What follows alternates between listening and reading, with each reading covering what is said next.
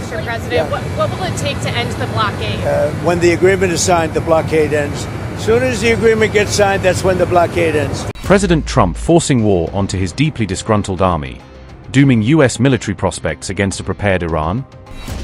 CENTCOM chief vows a forever blockade while troops at sea desperately scramble just for one basic meal daily.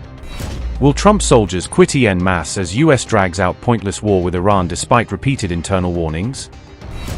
Does Iran vow complete Hormuz closure if U.S. siege persists, marking Trump's biggest strategic mess yet? The United States has signaled that its military pressure campaign against Iran is not easing anytime soon, even as the conflict enters a more protracted phase. At the center of this strategy is a sweeping naval blockade focused on Iranian ports and key shipping routes that carry the country's export earnings. U.S. Central Command Chief Admiral Bradley Cooper said his forces can sustain the blockade against Iranian ports as long as necessary, underscoring Washington's long-term posture.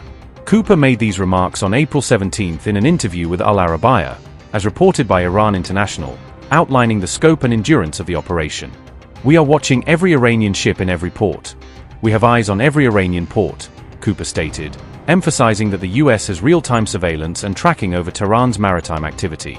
According to Cooper, at least 19 vessels have attempted to challenge the blockade since it began, approaching the restricted zones before being intercepted. CENTCOM adds that all of those ships ultimately turned back after receiving warnings from U.S. forces, meaning none have so far successfully breached the blockade line. The blockade itself was imposed after talks between Washington and Tehran in Islamabad failed to produce a durable agreement, prompting the shift to coercive maritime pressure. Iran has responded by temporarily reopening the vital Strait of Hormuz to global commercial shipping for the remainder of the current ceasefire, in an apparent effort to reassure markets. However, just hours after that opening, Iran's parliament speaker, Mohammad Bagher Ghalibaf, warned Washington that Tehran would close the strait if the U.S. blockade continues. Ghalibaf emphasized that the rules and status of the strait will depend on what actually happens on the ground, not on political statements alone. The U.S., for its part, has refused to lift the blockade unless a transaction is completed, a reference to Washington's demand that Iran transfer its uranium stockpile as part of a broader deal. A great and brilliant day for the world, because Iran has just announced that the Strait of Hormuz is fully open and ready for business and full passage.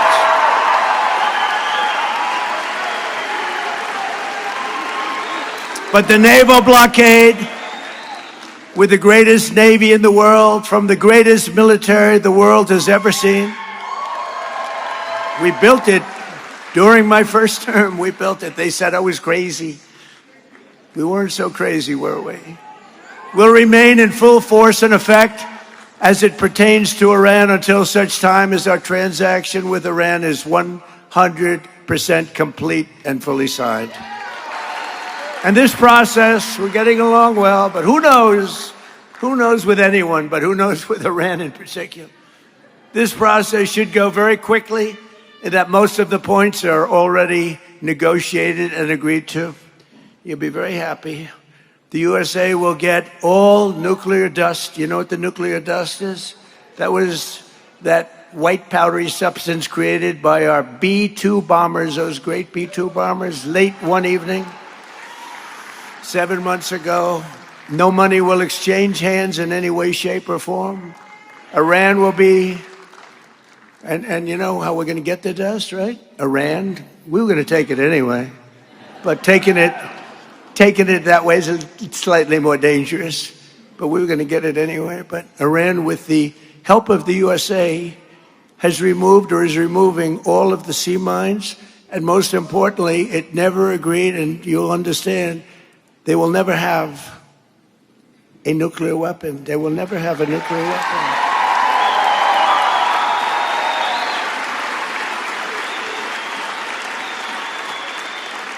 And somebody said, how are we going to get the nuclear dust? We're going to get it by going in with Iran, with lots of excavators, because the B-2s, remember when fake news CNN said, well, maybe obliteration is too strong a word.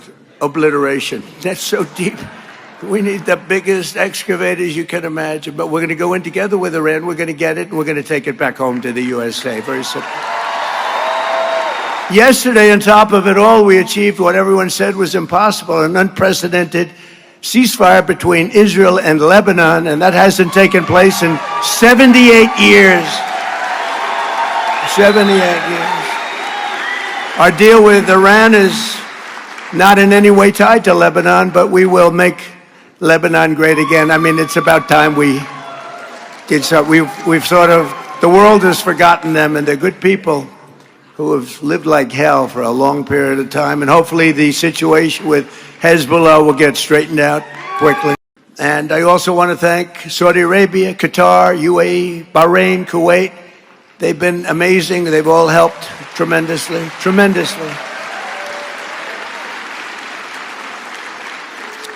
And it took courage for them. Not easy. They were living with what they call the bully of the Middle East. They had the bully. Iran was the bully of the Middle East. They're not the bully anymore. Our ancestors knew exactly what to do with America's enemies. Beat them and beat them good. That's what they had to do. And if NATO teaches us any one thing, and I hope you all watched, because they weren't there for us, if it teaches us any one thing, we have to rely on ourselves. We can't rely on outside countries and outside sources.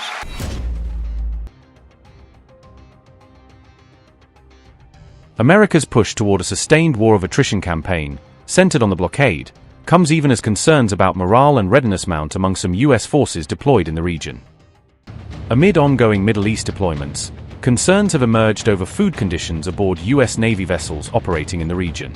A Marine aboard the USS Abraham Lincoln reportedly shared images of a meal showing small portions and processed food items. The tray was described as including boiled vegetables, a dry meat patty, and a grey processed meat slab, according to reports. Similar complaints have also emerged from sailors aboard the USS Tripoli, citing limited food supplies during deployment. Service members told families that food was being rationed and fresh produce was not available on board ships. Sailors messaged relatives saying crew members ate when possible and shared available food equally on board. Mariners also warned that onboard supplies were running low and no port visits were expected in the near term. Families responded by preparing care packages containing food, hygiene products, and basic comfort items for troops. The boxes included snacks, vitamins, socks, toothpaste, and sweets intended to support deployed service members. However, many shipments were delayed after mail delivery was suspended across multiple overseas military zip codes. The U.S. Postal Service had suspended deliveries to 27 military zip codes amid ongoing conflict, according to reports. Officials said the suspension was caused by airspace closures and logistical disruptions in active conflict zones. Mail already in transit was held securely in storage facilities, awaiting further delivery authorization. Authorities stated there was no fixed timeline for resuming postal services to deployed military personnel. Despite a Pentagon budget nearing $1 trillion, families have questioned welfare conditions for deployed personnel at sea. Military officials said such disruptions were common during wartime operations and global deployments.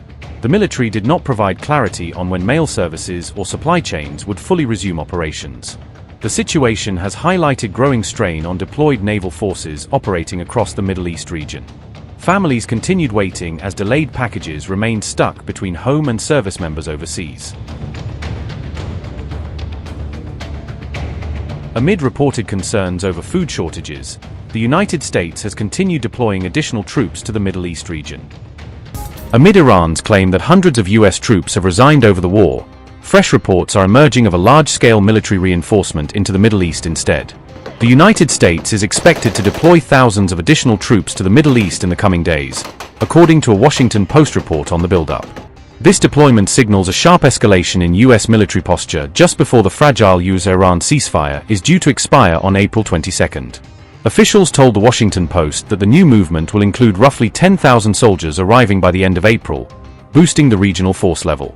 The majority of this force is said to be aboard the aircraft carrier USS George H.W. Bush, which is currently en route to the Middle East.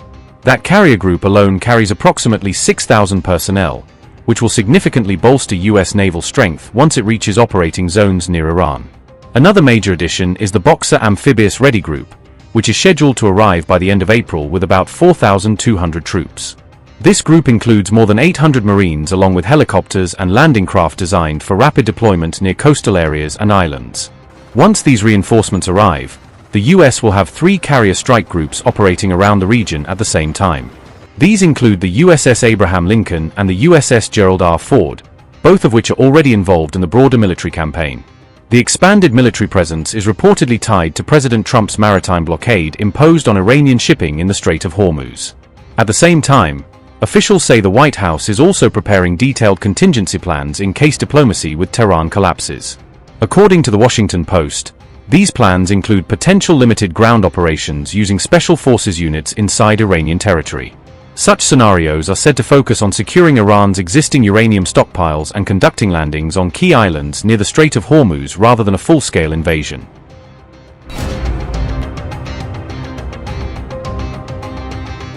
IRGC intelligence said on April 14th that frustration and hopelessness are spreading among U.S. troops in the region, presenting the claim as a sign that repeated Iranian attacks have taken a psychological toll on American forces. The IRGC attributed that alleged drop in morale to Iran's repeated missile and drone strikes on U.S. military bases across the Gulf, arguing that the sustained attacks have disrupted both confidence and battlefield readiness. Iran International reported that the IRGC made this revelation on the basis of what it described as assessments and field data, giving the claim the appearance of an intelligence-backed internal reading of U.S. conditions.